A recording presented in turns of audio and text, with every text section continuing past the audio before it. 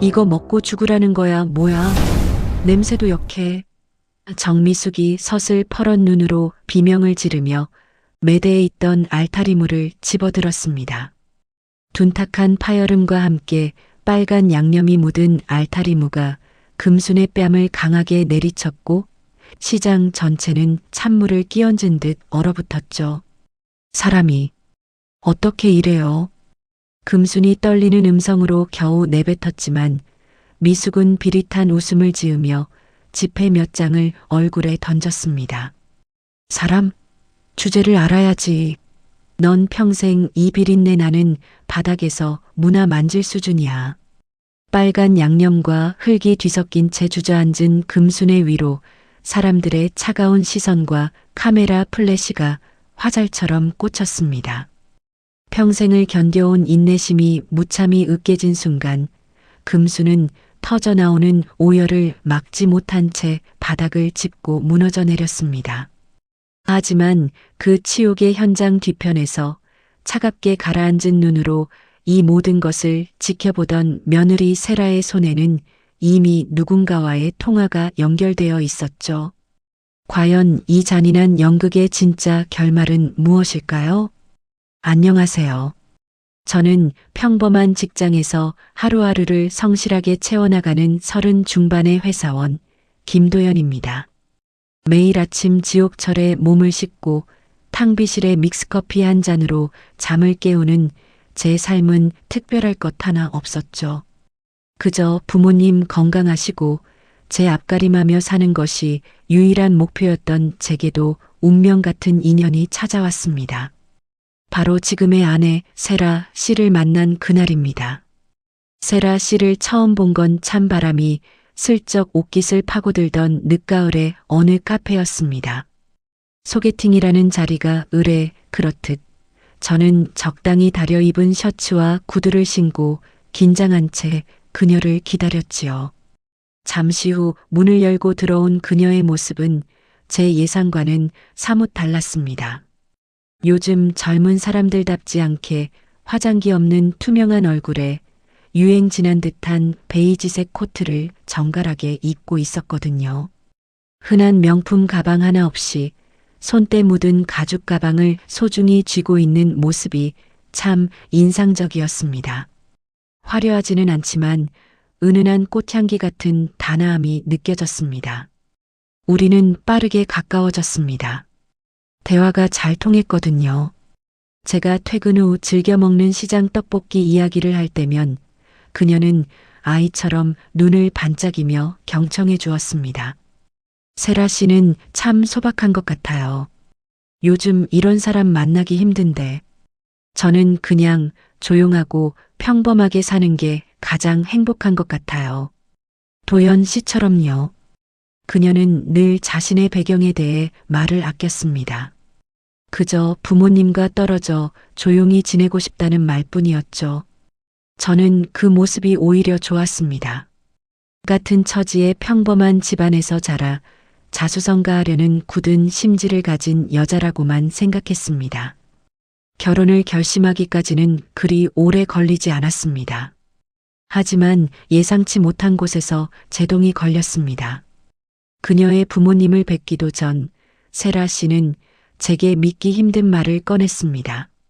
집안의 반대가 너무 심해 만날 수조차 없다는 것이었죠. 저는 제 평범한 조건 때문이라 생각했습니다. 대기업도 아니고 모아둔 돈도 넉넉지 않은 사위가 마음에 차지 않으시는구나 싶어 자괴감이 들기도 했지요. 하지만 세라 씨는 단호했습니다. 그녀는 울먹이는 목소리로 그러나 분명한 어조로 제 손을 잡았습니다. 도연 씨, 나 집 나올 거예요. 이제 내 가족은 도연 씨 하나뿐이야. 결국 그녀는 가방 하나만 달랑 들고 집을 나왔습니다. 부모님과의 모든 연락을 끊고 상속받을 모든 권리도 포기하겠다는 각서를 썼다는 소문만 무성했죠. 저는 그녀의 용기에 감동하면서도 한편으로는 미안한 마음이 가슴 한구석에 무겁게 내려앉았습니다. 결혼 후 저희 어머니이신 금순 여사는 세라 씨를 무척이나 반기셨습니다.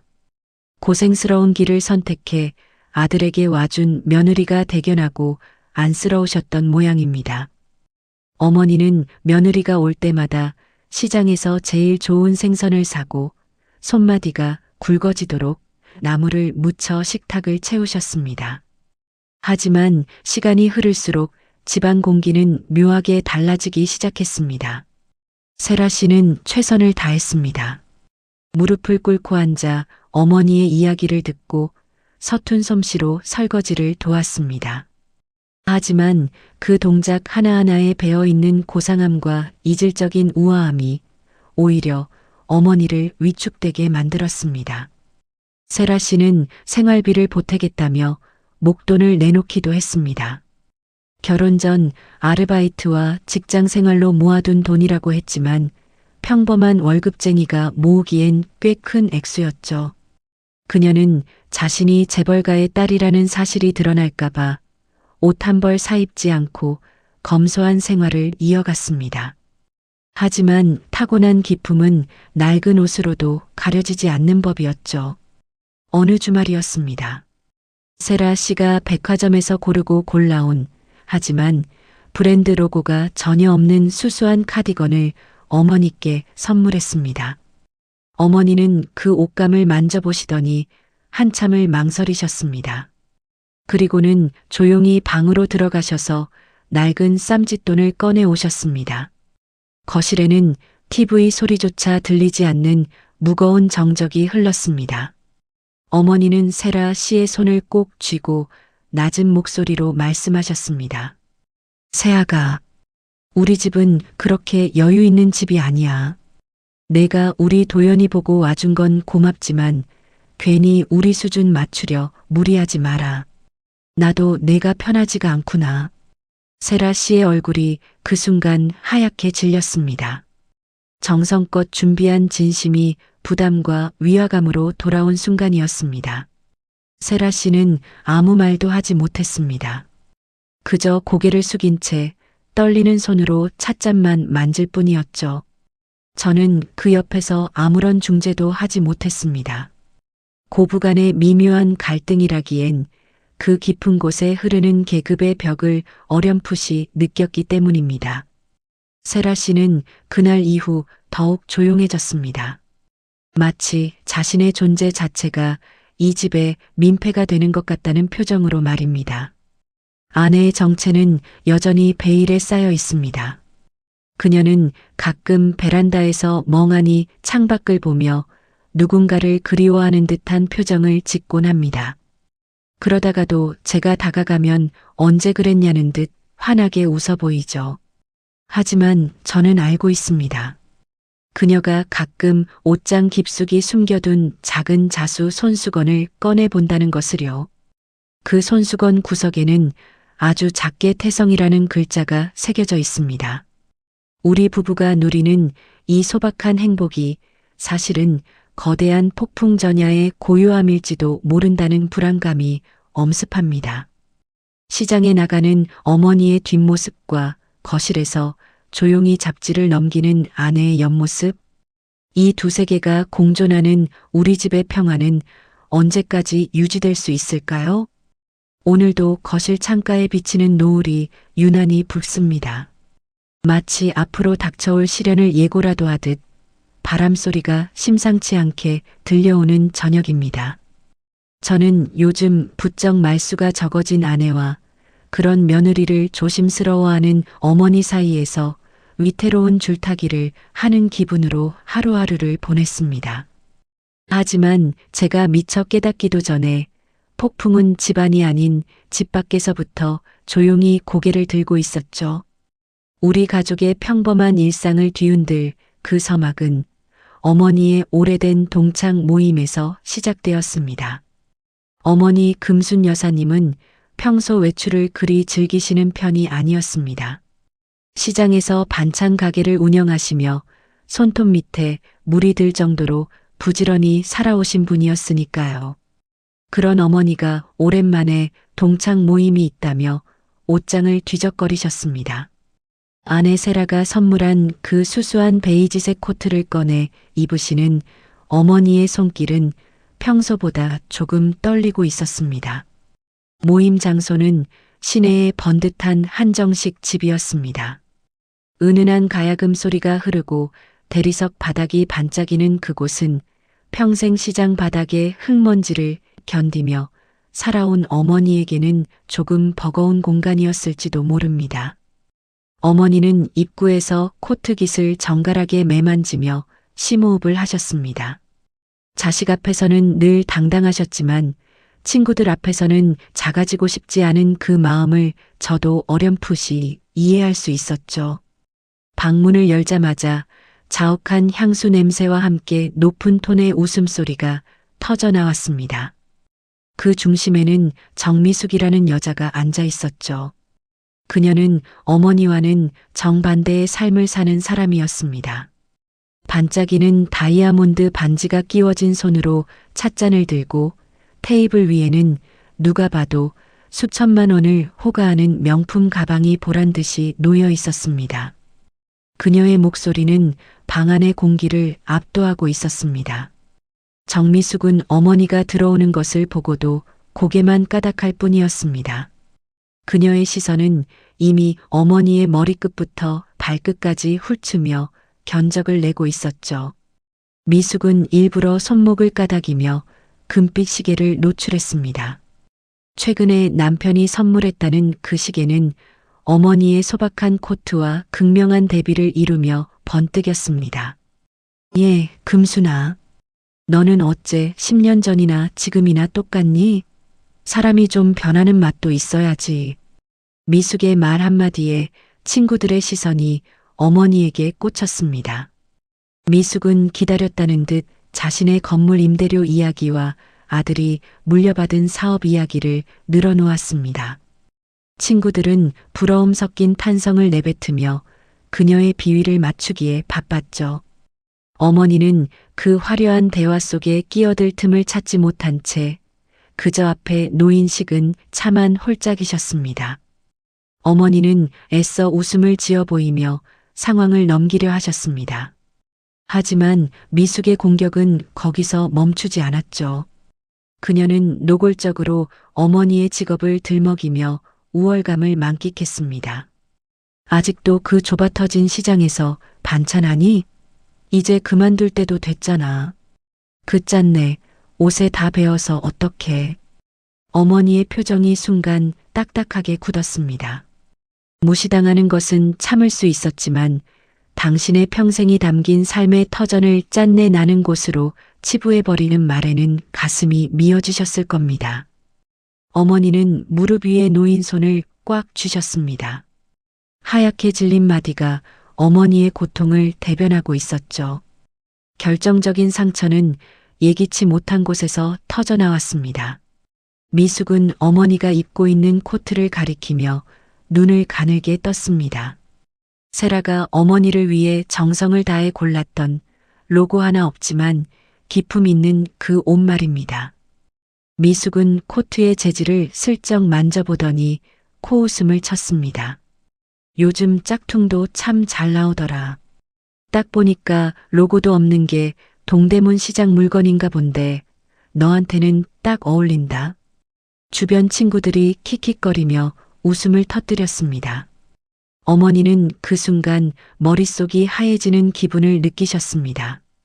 그 옷은 며느리가 자신을 위해 사준 소중한 선물이었고 어머니에게는 세상 그 어떤 명품보다 귀한 가치였으니까요. 하지만 미숙의 말 한마디에 그 진심은 싸구려 가짜가 되어버렸습니다. 어머니의 마음속 깊은 곳에 묻어두었던 과거의 기억들이 물밀듯 밀려왔습니다. 학창 시절부터 늘 자신을 아래로 내려다보며 괴롭혔던 미숙의 그림자. 세월이 흘러도 변하지 않는 그 지독한 위계 질서가 어머니의 자존심을 갈기갈기 찢어놓았습니다. 어머니는 더는 그 자리에 앉아 있을 수 없었습니다. 화장실에 다녀오겠다며 급히 자리를 피하시는 어머니의 뒷모습은 평소보다 훨씬 작아 보였습니다. 미숙은 거기서 만족하지 못했습니다. 그녀는 화장실에 간 어머니의 빈자리를 바라보며 비열한 미소를 지었습니다. 더 큰 우월감, 더 확실한 파괴를 원했죠. 그녀는 가방에서 최신형 스마트폰을 꺼내 동창 단톡방에 메시지를 올리기 시작했습니다. 그녀의 손가락은 쉴 새 없이 움직였습니다. 금순의 초라한 행색을 비웃고 시장 반찬 가게의 위생 상태까지 들먹이며 조롱 섞인 뒷담화를 쏟아냈습니다. 친구들은 미숙의 권력의 편승에 맞장구를 치며 저급한 농담을 이어갔습니다. 미숙은 액정 화면을 바라보며 나지막이 은조렸습니다. 내일 점심은 시장 투어나 가볼까? 우리 금순이가 얼마나 열심히 사는지 구경 좀 시켜줘야지. 어머니가 방으로 돌아왔을 때 친구들은 이미 각자의 휴대폰을 보며 묘한 표정을 짓고 있었습니다. 아무것도 모르는 어머니는 그저 서둘러 자리를 마무리하고 싶어 하셨죠. 하지만 이미 독은 퍼질 대로 퍼진 상태였습니다. 단톡방에는 내일 어머니의 시장 가게를 습격하자는 구체적인 계획이 세워지고 있었습니다. 모임이 끝나고 집으로 돌아오시는 어머니의 얼굴은 흑빛이었습니다. 저는 현관문 소리에 마중 나갔다가 어머니의 휑한 눈동자를 보고 가슴이 철렁 내려앉았습니다. 평소라면 시장에서 사온 간식이라도 내미셨을 분이 그날은 아무 말 없이 방으로 들어가 문을 닫으셨습니다. 뒤늦게 어머니의 가방 옆에 떨어진 휴대폰에 알람이 쉴 새 없이 울렸습니다. 우연히 보게 된 화면 속에는 차마 눈 뜨고 볼 수 없는 조롱의 향연이 펼쳐지고 있었습니다. 시장의 여왕 금순이 가짜 코트의 주인공이라는 수식어와 함께 내일 시장을 방문하겠다는 조롱 섞인 예고가 가득했습니다. 저는 직감했습니다. 이것은 단순히 여자들의 말싸움이나 질투로 끝날 문제가 아니라는 것을요. 정미숙이라는 여자가 품은 악의는 생각보다 깊고 날카로웠습니다. 그리고 무엇보다 어머니가 그토록 아끼는 며느리 세라가 준 선물이 조롱의 도구가 되었다는 사실이 저를 더욱 불안하게 만들었습니다. 방 안에서 들려오는 어머니의 낮은 흐느낌 소리. 거실 한복판에서 그 소리를 듣고 있는 제 등 뒤로 서늘한 소름이 돋았습니다. 내일이면 시장 한복판에서 벌어질 잔인한 연극. 그리고 아직은 이 폭풍을 전혀 감지하지 못한 채 서재에서 조용히 책을 읽고 있는 아내 세라. 저는 차마 아내의 방문을 두드리지 못한 채 어두운 거실에 홀로 서 있었습니다.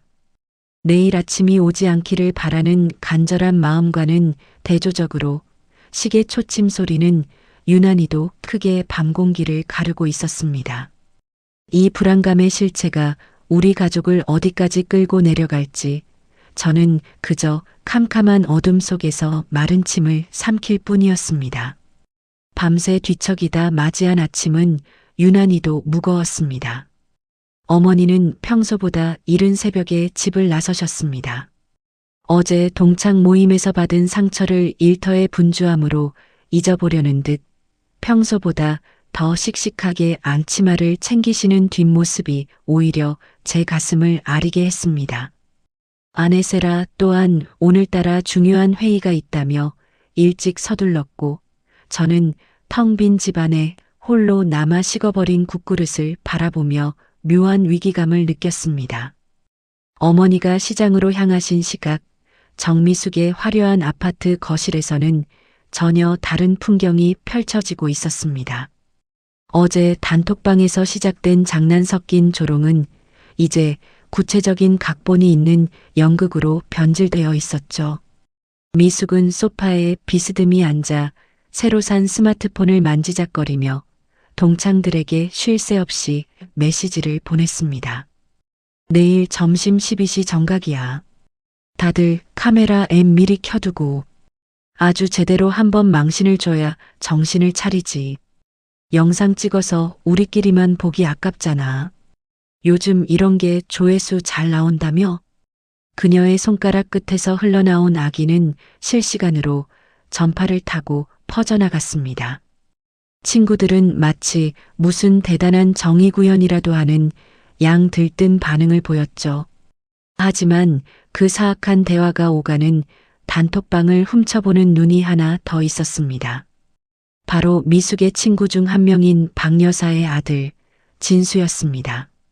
저와는 초등학교 시절부터 알고 지낸 동네 친구였지요. 진수는 거실 탁자에 놓인 어머니의 휴대폰을 우연히 확인하고는 혀를 찼습니다. 그는 이 시장 할머니 망신주기 작전의 대상이 누구인지 정확히 몰랐습니다. 그저 평소 유난스럽던 아주머니들의 철없는 장난 정도로만 생각했죠. 그는 커피 한 잔을 마시며 습관적으로 저에게 전화를 걸어왔습니다. 사무실 모니터 앞에 앉아 서류와 씨름하던 제 휴대폰이 진동했습니다.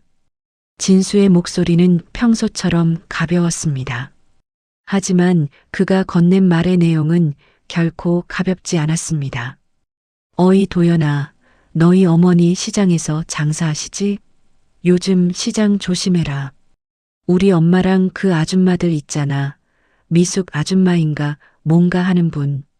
내일 점심에 어떤 시장 할머니 망신 준다고 영상 찍네 마네 난리도 아니더라. 저는 헛웃음을 지으며 대답했습니다. 설마 그 대상이 우리 어머니일 거라고는 꿈에도 생각하지 못했으니까요. 에이, 요즘 아줌마들 왜 저런데? 할 일이 그렇게 없나? 걱정 마라. 우리 엄마 가게는 단골들이 꽉 잡고 있어서 그런 진상들 오면 상인들이 가만 안 둬. 진수는 잠시 머뭇거리더니 덧붙였습니다. 그래도 좀 찝찝해. 그냥 말로만 하는 게 아니라 아예 쇼를 만든다고 하더라고. 작정하고 달려드는 것 같던데 너도 신경 좀 써더라. 전화를 끊고 나니 묘하게 가슴 한구석이 답답해졌습니다. 창밖의 하늘은 저렇게 푸른데 제 마음속에는 검은 먹구름이 아주 천천히 번져가는 기분이었습니다. 이유 없는 불안감이라는 것, 그것이 가장 무서운 법이지요. 저는 자꾸만 어제 흙빛이 되어 돌아오신 어머니의 얼굴이 떠올랐습니다. 오전 내내 업무에 집중할 수 없었습니다. 숫자를 입력해야 할 엑셀 창 위로 어머니의 낡은 앞치마와 아내 세라가 선물한 그 코트가 겹쳐 보였습니다.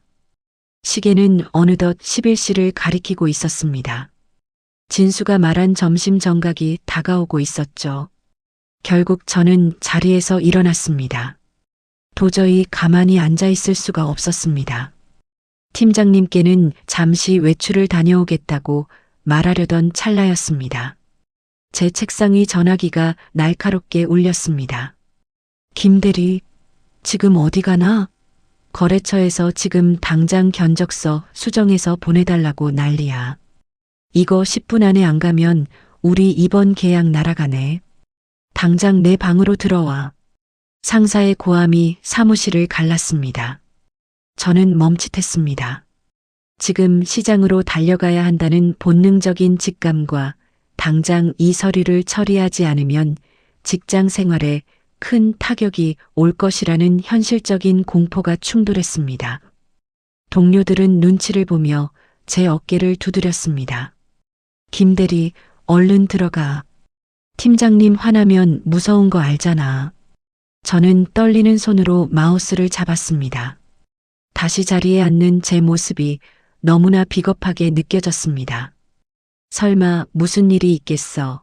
어머니도 산전수전 다 겪으신 분인데라며 스스로를 안심시키려 애썼지만 키보드를 두드리는 손가락은 사정없이 떨리고 있었습니다.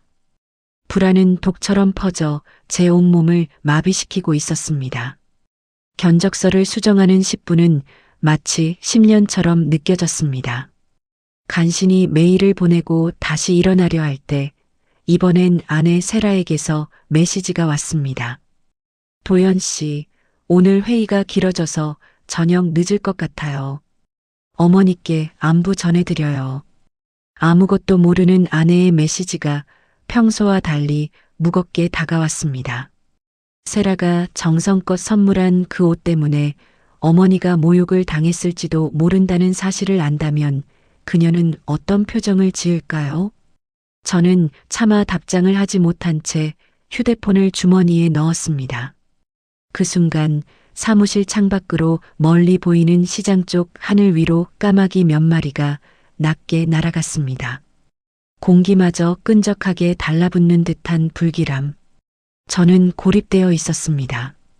직장이라는 감옥, 상사의 눈치라는 쇠사슬, 그리고 괜한 걱정이겠지라고 외면하고 싶은 비겁한 양심이 저를 자리에 묶어두었습니다. 결국 저는 시장으로 가지 못했습니다. 상사가 던져준 다음 업무 더미에 파묻혀 모니터의 시계가 12시를 넘기는 것을 망연자실하게 바라볼 뿐이었죠. 지금쯤 무슨 일이 벌어지고 있을까? 제 상상력은 가장 끔찍한 시나리오를 그려내며 저를 괴롭혔습니다. 사무실의 에어컨 바람은 차가웠지만 제 이마에는 식은 땀이 흘렀습니다. 동료들의 웃음소리, 전화벨 소리, 복사기 돌아가는 소리가 모두 먼 곳의 소음처럼 아득하게 들렸습니다. 저는 어둠이 내리지 않은 대낮의 사무실 한복판에서 홀로 깊은 수렁에 빠진 듯한 고립감을 느꼈습니다. 이 정적이 깨지는 순간 제가 감당할 수 없는 거대한 진실이 저를 덮쳐올 것임을 예감했습니다. 저는 주먹을 꽉 쥔 채 아무도 보지 않는 모니터 아래에서 홀로 떨고 있었습니다. 가슴 깊은 곳에서 울려 퍼지는 불길한 경고음은 이미 멈출 기미를 보이지 않았습니다. 이제 곧 평범했던 제 삶의 모든 축이 무너져 내릴 그 일이 시작되려 하고 있었습니다. 어두운 사무실 구석, 홀로 남겨진 제 얼굴 위로 차가운 형광등 불빛이 그림자를 드리우고 있었습니다. 시장 통로에는 활기찬 기운이 가득했지만 어머니 금순 여사가 운영하는 금순이네 반찬 가게 앞은 유난히도 서늘한 긴장감이 감돌고 있었습니다. 고소한 참기름 냄새와 보글보글 끓는 국 냄새가 섞인 평화로운 일터.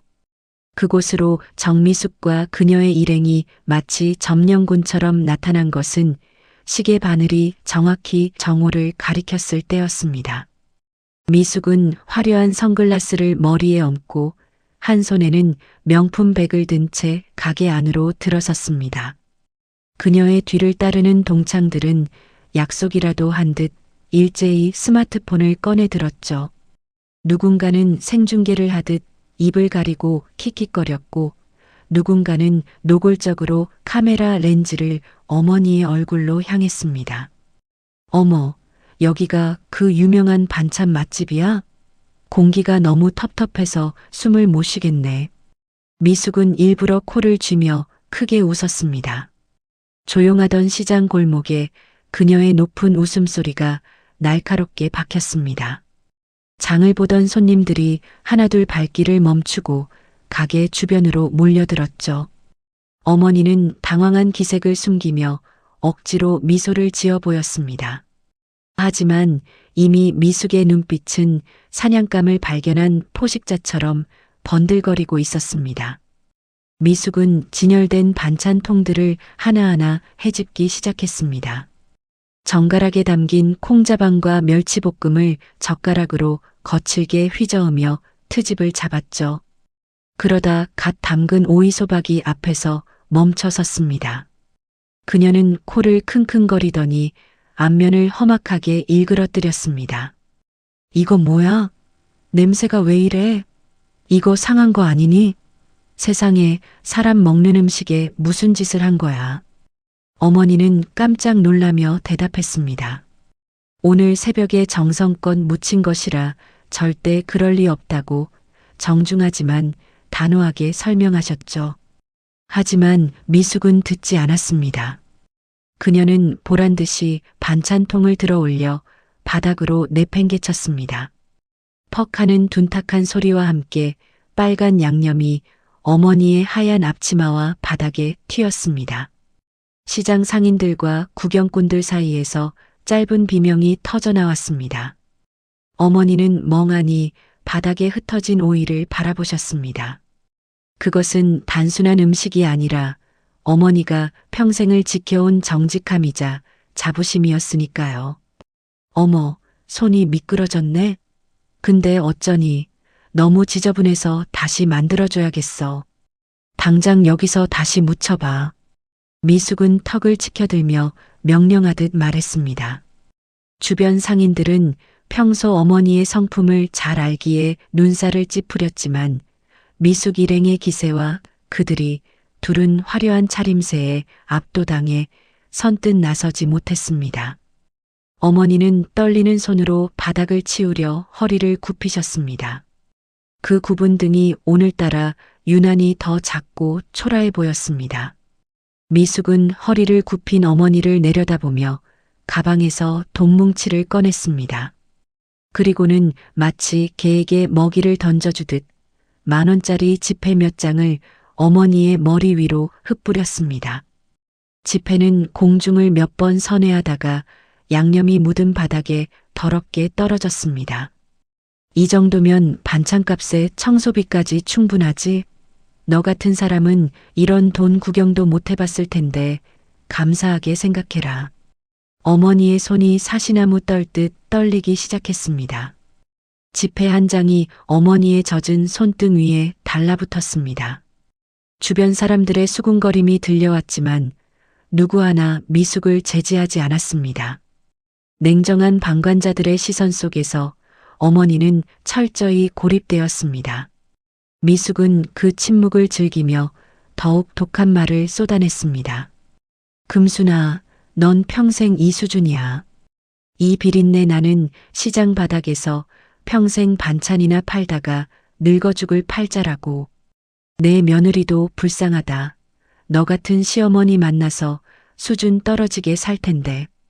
며느리라는 단어가 나오자 어머니의 눈빛이 흔들렸습니다. 자신의 모욕은 참을 수 있었지만 당신 때문에 아들과 며느리까지 도매금으로 넘겨져 비웃음을 당하는 현실이 어머니를 무너뜨렸습니다. 어머니의 눈에서 결국 굵은 눈물 한 방울이 툭 떨어졌습니다. 지켜보던 사람들도 그 처연한 모습에 고개를 돌렸습니다. 어머니의 자존심은 시장 바닥에 떨어진 오이 조각보다 더 처참하게 짓밟혔습니다. 어머니는 바닥을 짚은 채 한참을 움직이지 않으셨습니다. 미숙 일행은 만족스러운 듯 깔깔거리며 가게를 빠져나갔습니다. 야, 이거 영상 대박 나겠다. 라는 소리가 멀어질 때까지 시장은 죽은 듯 고요했습니다. 어머니는 천천히 고개를 드셨습니다. 눈물로 얼룩진 얼굴은 처절하리만큼 창백했지만 그 눈동자 안에서 무언가 다른 불꽃이 일렁이기 시작했습니다. 그것은 단순히 슬픔이나 분노가 아니었습니다. 평생을 착하게 살면 복이 온다고 믿으며 견뎌온 한 여자가 악이라는 거대한 벽 앞에서 비로소 깨달음을 얻은 자의 눈빛이었습니다. 어머니는 바닥에 떨어진 더러워진 지폐들을 하나하나 주워 모으셨습니다. 그리고 떨리는 손을 멈추고 억세게 지폐를 움켜쥐셨습니다. 주변 상인들이 다가와 위로의 말을 건넸지만 어머니는 듣지 않으셨습니다. 대신 흩어진 앞치마를 고쳐매고 흐트러진 머리칼을 거칠게 쓸어 넘기셨습니다. 그래, 너희들이 말하는 그 수준이라는 거 내가 똑똑히 보여주마. 어머니는 입술을 꽉 깨물어 피가 배어 나올 정도로 인내하셨습니다. 방금 전까지 울부짖으며 무너졌던 여인은 간데 없었습니다. 대신 그 자리에는 자식을 위해 그리고 자신의 명예를 위해 세상에서 가장 독해지기로 결심한 한 어머니가 서 있었습니다. 카메라 렌즈에 담긴 굴욕적인 영상이 세상에 퍼지겠지만 어머니는 더는 두렵지 않았습니다. 오히려 그 치욕을 낱낱이 기억하려는 듯 미숙이 떠난 방향을 뚫어지게 응시하셨습니다. 화면 가득 잡힌 어머니의 눈동자. 그 안에는 이제껏 본 적 없는 서늘하고 날카로운 결기가 서려 있었습니다. 그것은 곧 닥쳐올 거대한 반격의 서막을 알리는 신호탄이었습니다. 시장의 소음이 다시 들려오기 시작했지만 어머니의 세상은 이미 어제와는 전혀 다른 궤도로 돌기 시작하고 있었습니다. 시장 통로를 가득 채운 비릿한 돈 냄새와 조롱 섞인 공기는 금순 여사의 폐부를 날카롭게 찔러왔습니다. 평생을 남에게 싫은 소리 한마디 못하고 그저 시장 바닥의 흙먼지를 훈장처럼 여기며 살아온 세월이었죠. 하지만 짓밟힌 것은 당신의 자존심뿐만이 아니었습니다. 자식처럼 아끼는 며느리가 준 선물과 그 며느리의 존재까지 싸구려 취급당하는 현실 앞에서 금수는 비로소 가슴 밑바닥에 가라앉아 있던 인간으로서의 마지막 조각을 길어 올렸습니다. 바닥에 흩뿌려진 지폐들을 응시하던 금순의 어깨가 미세하게 떨렸습니다. 수십 년 전 어린 아들 도연을 등에 업고 남편의 장례를 치르던 날에도 그녀는 울지 않았습니다. 시장에서 자리를 잡지 못해 텃세를 부리던 상인들에게 소금 세례를 받을 때도 그저 허리를 숙이며 견뎠습니다. 하지만 오늘 미숙의 그 잔인한 미소는 금순의 영혼 깊은 곳에 봉인되었던 상처를 헤집어 놓았습니다. 나도 사람이다. 금순의 입술 사이로 새어나온 목소리는 작았지만 그 안에 담긴 무게는 시장 전체를 압도할 만큼 무거웠습니다.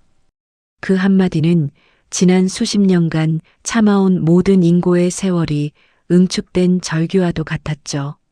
미숙의 표정은 순간적으로 일그러졌습니다. 자신이 마음대로 짓밟을 수 있다고 믿었던 존재가 감히 고개를 들고 대들었다는 사실에 미숙의 오만함은 광기에 가까운 분노로 변했습니다. 미숙은 대답 대신 옆에 놓인 김치통에서 빨간 양념이 묻은 알타리무 하나를 거칠게 집어들었습니다. 그리고는 이성을 잃은 듯 그것을 휘둘러 금순의 얼굴을 향해 내리쳤습니다. 둔탁하고 불길한 소리가 시장 통로를 가르며 울려 퍼졌습니다. 순식간에 정적이 내려앉았습니다. 주변의 상인들도 카메라를 들고 킥킥거리던 미숙의 친구들도 얼어붙은 채 그 광경을 목격했습니다. 금수는 비명조차 지르지 못했습니다. 충격으로 고개가 힘없이 옆으로 꺾였고 그녀의 마디 굵은 손이 허공을 젓다가 바닥에 놓인 반찬통을 건드렸습니다. 공들여 준비한 나물들이 바닥으로 쏟아지며 금순의 눈물과 뒤섞였습니다. 뺨에서는 붉은 흔적이 번졌고 그녀의 눈동자는 갈 길을 잃은 채 허망하게 흔들렸습니다. 인간으로서 대우받고 싶다는 소박한 외침은 그렇게 폭력 앞에 무참히 으깨졌습니다. 그 비극적인 찰나 가게의 낡은 유리문이 열리며 세라가 들어섰습니다. 중요한 업무를 마치고 시어머니의 가게를 깜짝 방문하려던 그녀의 손에는 따뜻한 차 한 잔이 들려 있었죠. 하지만 세라가 마주한 것은 무너져 내린 시어머니와 그 앞에서 표독스럽게 숨을 몰아쉬는 미숙의 모습이었습니다. 세라의 눈빛은 순식간에 차갑고 예리한 칼날처럼 변했습니다. 세라가 본능적으로 미숙에게 달려가려던 그 순간이었습니다. 바닥에 주저앉아 있던 금순이 떨리는 손을 뻗어 세라의 치맛자락을 붙잡았습니다. 고통 속에서도 금수는 직감했습니다. 여기서 며느리가 나서게 되면 이 비천한 싸움에 아끼는 아이까지 휘말리게 될 것이라는 두려움이었죠. 금수는 핏기가 가신 입술로 간절히 속삭였습니다. 아가, 나서지 마라. 제발. 세라는 멈춰섰습니다. 금순의 손에서 느껴지는 처절한 진심과 희생의 온기가 세라의 전신을 감쌌습니다. 세라의 주먹이 하얗게 변할 정도로 꽉 쥐어졌습니다. 금수는 자신이 모욕당하는 것보다 며느리의 고결한 삶에 흠집이 생기는 것을 더 견딜 수 없었습니다. 그것이 평생을 희생으로 살아온 어머니라는 이름의 가치였습니다. 미숙은 그런 두 사람의 모습을 보며 비릿한 승리감에 도취해 비웃었습니다. 그녀는 흐트러진 옷무새를 가다듬으며 세라를 위아래로 훑어보았습니다. 여전히 수수한 차림의 세라가 그저 가난한 집안의 보잘것없는 며느리라고만 확신한 채 미숙은 마지막 독설을 내뱉었습니다. 이 집안 수준이 딱 이거지 뭐. 며느리 교육부터 다시 시켜라. 끼리끼리 만난다는 말이 틀린 게 없네. 미숙은 거드름을 피우며 유유히 시장을 빠져나갔습니다. 세라는 떠나가는 미숙의 뒷모습을 단 한순간도 놓치지 않고 응시했습니다. 그녀의 눈동자 속에는 이제 슬픔이 아닌 거대한 제국의 주인이 가질 법한 서늘한 숙청의 의지가 타오르고 있었습니다. 무너진 금순을 품에 안은 세라의 심장 소리는 규칙적이지만 그 어느 때보다 강하게 울리고 있었습니다. 이 치욕은 단순한 아픔이 아닌 곧 다가올 거대한 반격의 불씨가 되고 있었습니다. 폭풍이 지나간 자리는 참혹했습니다. 시장 한복판에서 벌어진 그 비극은 미숙 일행이 떠난 후에도 멈추지 않았습니다. 오히려 디지털이라는 교묘한 날개를 달고 더 날카로운 칼날이 되어 우리 가족의 심장을 겨누기 시작했습니다. 정미숙은 자신의 오만함을 감추기 위해 편집이라는 비겁한 무기를 꺼내 들었습니다. 미숙의 손에 들린 스마트폰 안에서 진실은 속절없이 난도질 당하고 있었습니다. 그녀는 친구가 촬영한 영상을 넘겨받아 능숙하게 가위질을 시작했습니다. 자신이 알타리물을 휘둘러 어머니의 얼굴을 내리친 장면, 돈뭉치를 던지며 차마 입에 담지 못할 말로 인격을 모욕하던 순간은 흔적도 없이 오려냈습니다. 대신 어머니가 억울함에 목소리를 높이던 찰나와 바닥에 떨어진 돈을 줍기 위해 비참하게 허둥대던 모습만을 악의적으로 이어붙였습니다. 영상 위에는 자극적인 자막이 덧이 펴졌습니다. 전통시장 진상주인 실체, 손님에게 행패 부리는 무례한 반찬가게. 미숙은 입가에 비열한 미소를 띠며 전송 버튼을 눌렀습니다. 순식간에 SNS와 지역 커뮤니티로 퍼져나간 영상은 불과 몇 시간 만에 수만 회의 조회수를 기록하며 불타올랐습니다. 사람들은 영상 속에 숨겨진 앞뒤 맥락은 보지 못한 채 오직 드러난 단편적인 현상만을 보고 비난의 돌팔매를 던졌습니다. 어머니의 일터였던 금순이네 반찬은 하루아침에 낙인이 찍혔습니다. 평소 따뜻하게 인사를 나누던 단골들조차 싸늘한 시선으로 가게 앞을 지나쳤습니다. 가게 안으로 쉴 새 없이 걸려오는 전화는 안부를 묻는 목소리가 아니었습니다. 정체를 알 수 없는 이들의 입에 담지 못할 욕설과 비난이 수화기를 타고 쏟아졌습니다. 어머니는 하얗게 질린 얼굴로 결국 가게의 셔터를 내렸습니다. 평생을 일궈온 삶의 터전이 무너지는 소리는 차가운 쇠창살 소리와 함께 시장 골목에 울려 퍼졌습니다. 셔터가 내려진 가게 안은 무거운 침묵과 어둠뿐이었습니다. 셔터 사이의 좁은 틈새로 들어오는 가느다란 오후의 빗줄기가 먼지 낀 시멘트 바닥을 비추고 있었습니다. 그 희미한 빛 아래 어머니는 넋을 잃은 채 주저앉아 계셨습니다. 알타리무에 맞은 뺨은 검붉게 부어올랐고 흐트러진 머리카락 사이로 마르지 않은 눈물 자국이 선명했습니다. 뒤늦게 소식을 듣고 달려온 저와 아내 세라가 마주한 것은 평생을 자식 뒷바라지에 바치며 지켜온 어머니의 자부심이 처참하게 으깨진 뒷모습이었습니다. 저는 분노로 몸을 떨며 아무 말도 하지 못했습니다. 하지만 제 곁에 서 있던 세라는 달랐습니다. 평소에 부드럽고 수줍던 눈빛은 온데간데 없었습니다. 그녀의 눈동자는 마치 깊은 심해처럼 차갑게 가라앉아 있었고 그 안에는 서늘한 살기마저 감돌고 있었습니다. 세라는 떨고 있는 어머니의 거친 손을 두 손으로 꼭 맞잡았습니다.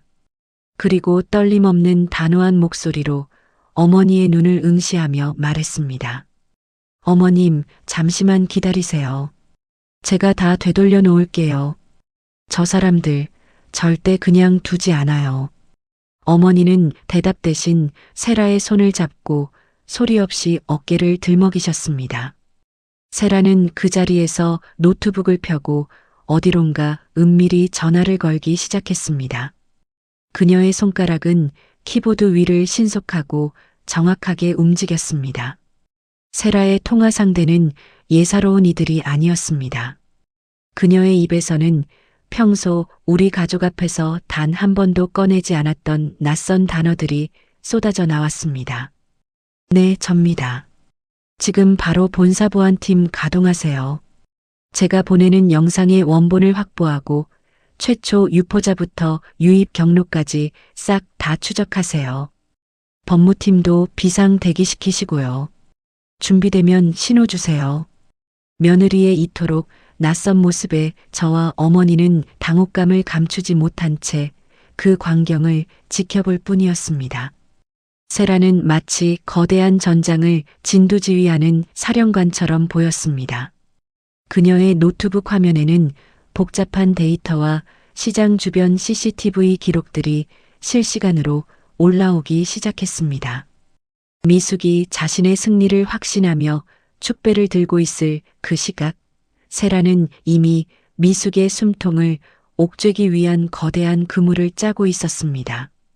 가게 밖에서는 여전히 무지한 사람들의 수군거림이 들려왔습니다. 누군가는 셔터를 발로 차며 조롱 섞인 말을 내뱉기도 했습니다. 하지만 세라는 동요하지 않았습니다. 오히려 입가에 차가운 냉소를 머금은 채 마지막 엔터키를 눌렀습니다. 불과 30분 만에 상황은 급반전되었습니다. 세라가 확보한 것은 단순히 미숙의 조작 증거만이 아니었습니다.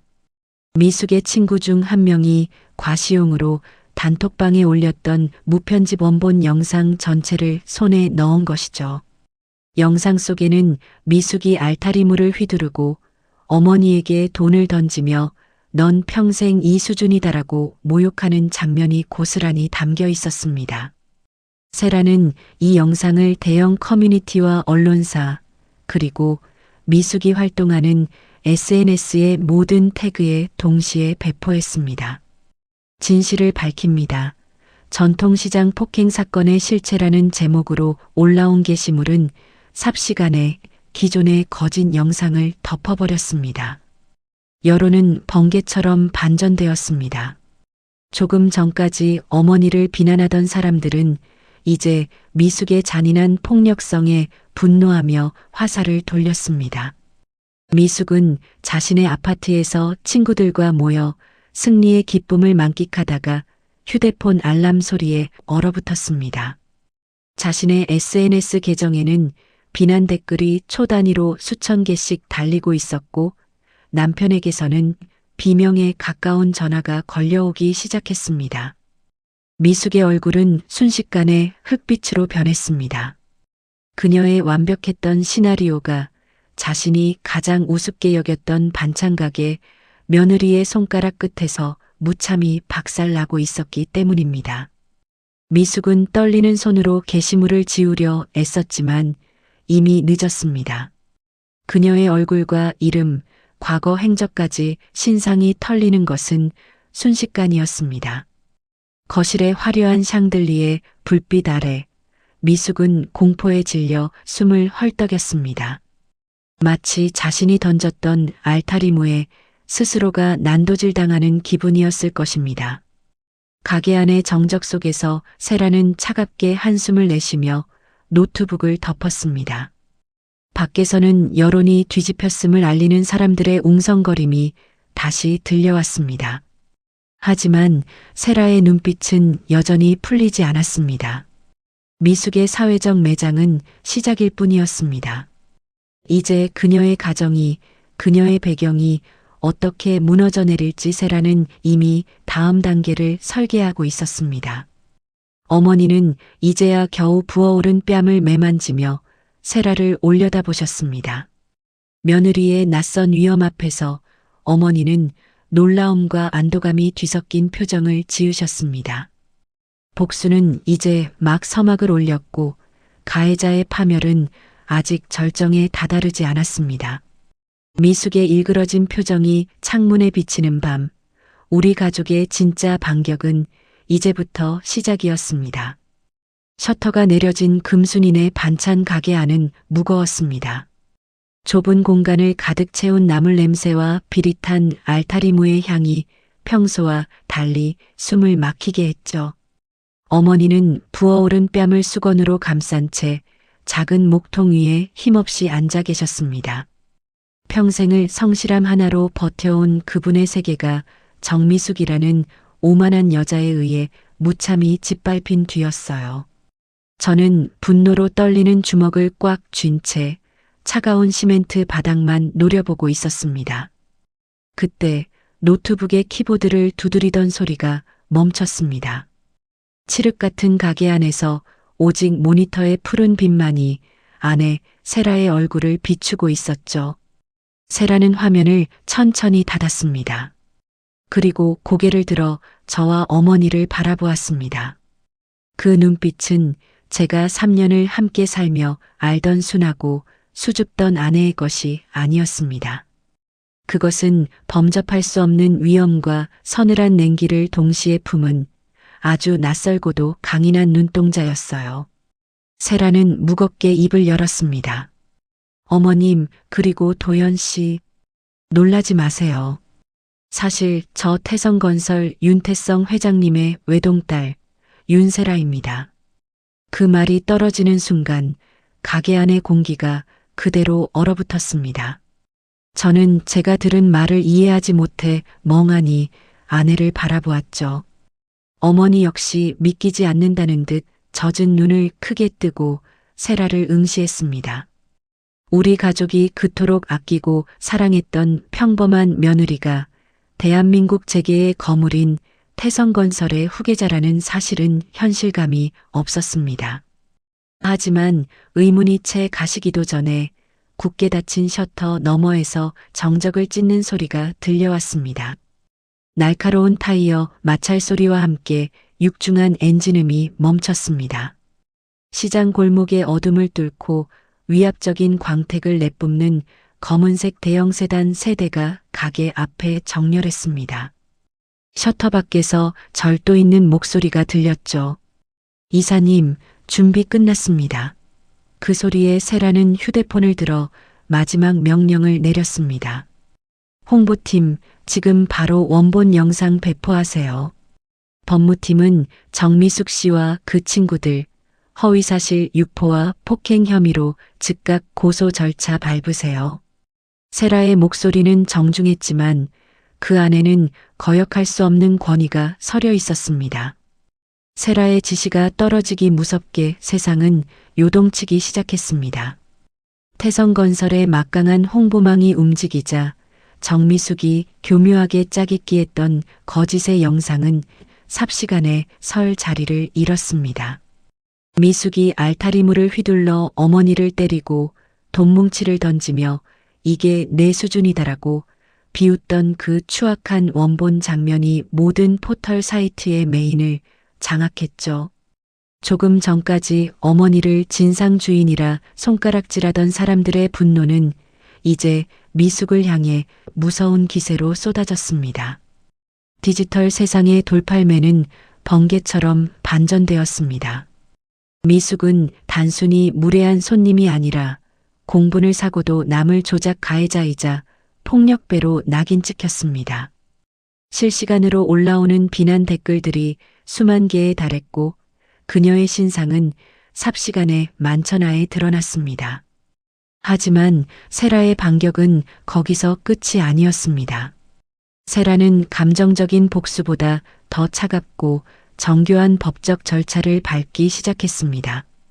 본사의 법무팀은 미숙과 그 옆에서 방조하며 영상을 찍었던 친구들까지 모두 특정하여 고소장을 접수했습니다.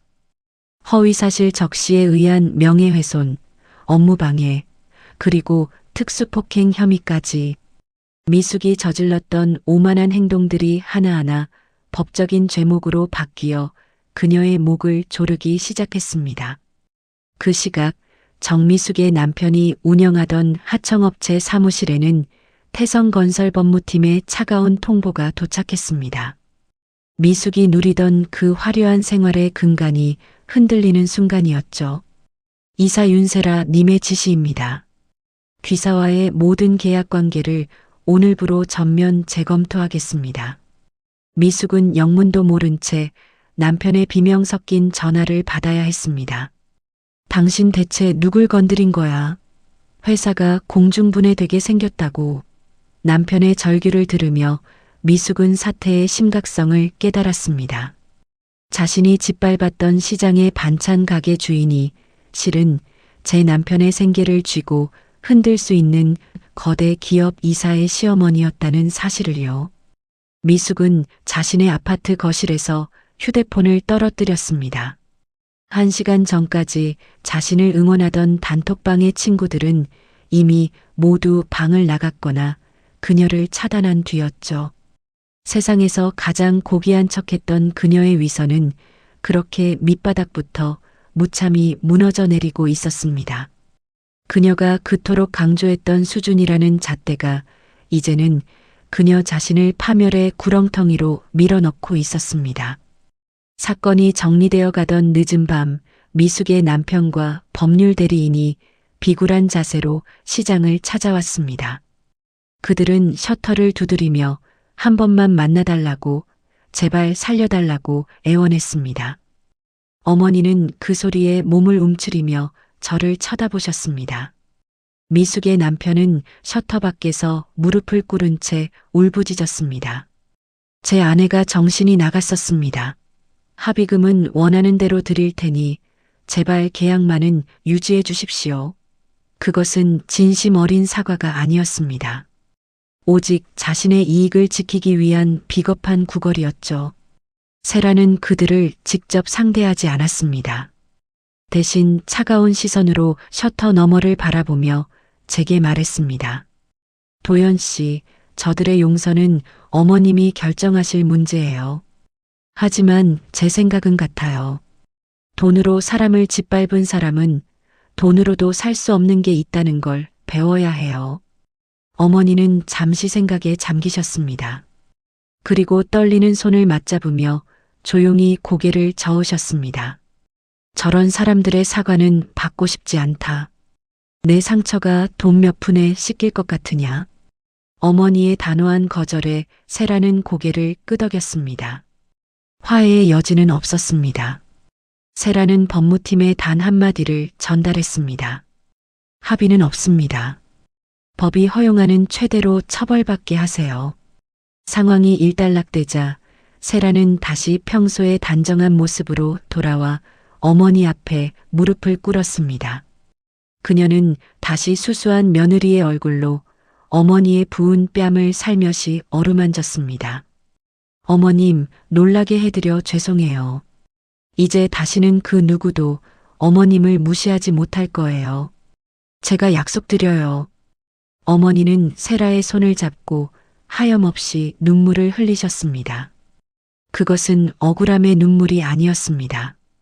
평생을 밑바닥이라 생각하며 견뎌온 세월이 보상받는 듯한 깊은 해방감의 눈물이었죠. 저는 그런 두 사람을 보며 세상을 관통하는 진리 하나를 깨달았습니다. 결국 정의는 통한다는 것, 그리고 진심을 다해 살아온 사람 곁에는 반드시 그를 지켜줄 강력한 내 편이 있다는 사실을요. 시장의 밤은 깊어갔지만 가게 안의 공기는 이전과는 전혀 달랐습니다. 세라는 자신의 배경을 숨기며 살아왔던 시간을 고백했고 우리는 그녀의 진심을 온전히 받아들였습니다. 그녀는 태성건설의 외동딸이기 이전에 우리 가족을 진심으로 사랑하는 세라였습니다. 그리고 그 강력한 배경은 이제 우리 가족을 지키는 가장 든든한 울타리가 되었습니다. 셔터 밖의 소라는 잦아들었습니다. 미숙 일행이 남기고 간 폭력의 흔적은 세라의 지시로 깨끗이 지워졌습니다. 내일부터 다시 열릴 금순인의 반찬은 더 이상 예전의 초라한 가게가 아닐 것입니다. 시장 상인들은 이제 금순 여사를 경외 어린 시선으로 바라볼 것이고 어머니는 당당하게 고개를 들고 나무를 다듬으실 겁니다. 어머니는 처음으로 편안하게 숨을 내쉬며 자리에 누우셨습니다. 세라는 어머니의 이부자리를 정성껏 펴드렸죠. 저는 아내의 어깨를 조용히 감싸 안았습니다. 무겁고 침통했던 하루가 지나가고 마침내 우리 가족에게 진정한 평화가 찾아왔습니다. 하지만 이것이 끝이 아니라는 것을 우리는 알고 있었습니다. 내일 아침 미숙이 시장 사람들 앞에서 어떤 비참한 모습으로 용서를 구하게 될지 그 진정한 반전의 결말이 우리를 기다리고 있었으니까요. 세라는 제 품 안에서 작게 미소 지었습니다. 그 미소는 승리자의 여유이자 가족을 지켜낸 강인한 여성의 아름다움이었습니다. 우리는 그렇게 서로의 온기를 나누며 가장 길었던 시장의 밤을 마감했습니다. 내일의 태양은 오늘보다 훨씬 더 밝고 정의로울 것임을 확신하면서 말이죠. 폭풍이 지나간 자리에 다시 따스한 볕이 들기 시작했습니다. 시장 골목을 가득 채웠던 비릿한 조롱과 차가운 침묵은 어느덧 사라지고 그 자리에 정갈한 삶의 냄새가 다시 채워졌습니다. 하지만 그 볕은 이전의 것과는 사뭇 달랐습니다. 더는 누군가의 눈치를 보며 비굴하게 참아내야 하는 그늘진 볕이 아니었죠. 세라가 확보한 남편 업체의 비리 증거는 검찰의 날카로운 수사로 이어졌습니다. 그 과정에서 수년간 교묘하게 숨겨온 탈세와 횡령이 줄줄이 드러났고 미숙의 화려했던 성은 모래성처럼 허물어졌습니다. 재산 압류 통지서가 집 대문에 붙고 사회적 지위와 재력을 모두 잃은 미숙이 선택할 수 있는 길은 이제 단 하나뿐이었습니다. 햇살이 유난히 따갑게 내리쬐던 오후였습니다. 시장 입구에서부터 웅성거리는 소리가 들려왔습니다. 금순인의 반찬 가게 앞에 한 여자가 나타났습니다. 화려한 선글라스와 명품 백 대신 먼지 묻은 점퍼에 초라한 행색을 한 정미숙이었습니다. 그녀는 주춤거리며 다가오더니 수많은 상인과 손님이 지켜보는 가운데 거친 돌바닥 위로 털썩 무릎을 꿇었습니다. 잘못했습니다. 제가 정말 죽을 죄를 지었습니다. 제발 한 번만 살려주세요. 미숙의 처절한 오열이 시장 통로에 길게 울려 퍼졌습니다. 그 목소리에는 과거의 오만함은 한 조각도 남아있지 않았습니다. 주변 상인들이 발걸음을 멈추고 싸늘한 눈초리로 수군거렸습니다. 저 여자가 그 알타림으로 사람 때린 그 여자 아냐? 세상에 돈 있다고 그렇게 유세를 떨더니 꼴 좋다. 분위기는 순식간에 뒤집혔습니다. 하지만 어머니 금순 여사는 아무 말도 하지 않으셨습니다. 그저 가게 안에서 정갈하게 다듬은 나무를 정리하며 무릎 꿇은 미숙을 조용히 아주 담담하게 바라보셨습니다. 그 눈빛은 복수의 희열이 아닌 한 인간의 몰락을 지켜보는 서글픈 연민과 결연한 단절이 섞인 묘한 빛이었습니다. 세라가 천천히 가게 앞으로 나섰습니다. 평소에 단정한 차림이었지만 그녀의 걸음걸이에는 범접할 수 없는 위험이 서려 있었습니다. 세라는 고개를 들지 못하고 바닥에 머리를 박고 있는 미숙을 차갑게 내려다보며 나직하게 의조렸습니다. 그 목소리는 작았지만 시장 전체를 압도할 만큼 선명했습니다. 그날 우리 집 수준 얘기하셨죠. 사람을 돈으로 금 나누고 집 밟는 게 당신의 수준이었다면 가족을 지키기 위해 치욕을 참고 다시 일어서는 우중고함이 이게 진짜 우리 집의 수준입니다. 시장은 쥐 죽은 듯 조용해졌습니다. 미숙은 차가운 바닥에 이마를 댄 채 흐느꼈고 그 눈물은 이제껏 그녀가 저질러온 악행의 대가가 되어 돌아왔습니다. 어머니는 처음으로 고개를 당당히 드셨습니다. 그리고 떨리는 손으로 가게의 셔터를 힘차게 올리셨습니다. 드르륵 소리와 함께 다시 문을 연 가게 안으로 눈부신 희망의 햇살이 쏟아져 들어왔습니다. 어머니의 굽은 허리가 오늘따라 곧게 펴져 보였습니다. 평생을 자식 뒷바라지에 굽혀왔던 그 허리는 이제야 비로소 세상 그 누구보다 당당한 직선을 그리고 있었습니다. 우리 세 사람은 시장 골목을 비추는 따뜻한 빛 속에서 서로의 손을 맞잡았습니다. 저는 어머니의 거친 손등 위로 제 손을 겹쳤고 세라는 그런 저희의 곁을 든든하게 지켰습니다. 지난 세월 가난하다는 이유로 고개를 숙여야 했던 시간들이 주마등처럼 스쳐 지나가며 가슴 한구석이 울컥했습니다. 어머니는 뺨에 흐르는 눈물을 소매로 쓱 닦아내시며 다시 앞치마를 고쳐 매셨습니다. 그것은 비굴한 인내가 아닌 소중한 일상을 지키겠다는 강인한 선언이었습니다. 우리는 깨달았습니다. 인생의 진짜 수준은 통장에 찍힌 숫자의 높이가 아니라 가장 낮은 곳에서 서로를 지켜주는 가족의 사랑과 무너진 자리에서 다시 일어설 수 있는 용기의 깊이에서 결정된다는 것을 말이죠. 이제 어머니의 가게 안에는 비릿한 눈물 대신 고소한 참기름 냄새와 사람 사는 온기가 다시 가득 찼습니다. 돈으로 산 가식의 성은 무너졌지만 진심으로 쌓은 우리의 집은 그 어느 때보다 견고해졌습니다. 혹시 여러분도 누군가의 무시나 모욕 앞에 잠 못 이루는 밤을 보내고 계시지는 않나요? 하지만 기억하세요. 진심을 다해 살아온 당신의 삶은 그 누구도 함부로 평가할 수 없는 고귀한 가치를 지니고 있습니다.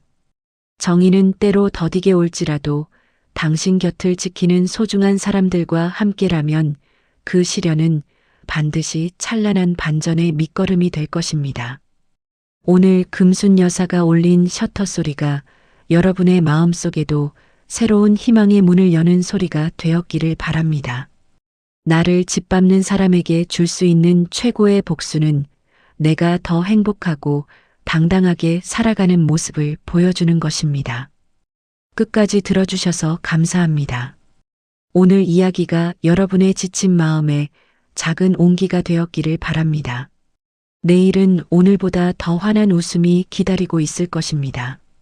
어디서 듣고 계신지 댓글로 남겨주신다면 감사드리겠습니다. 구독과 좋아요는 다음 이야기로 이어갈 힘이 됩니다. 황혼의 온천이었습니다.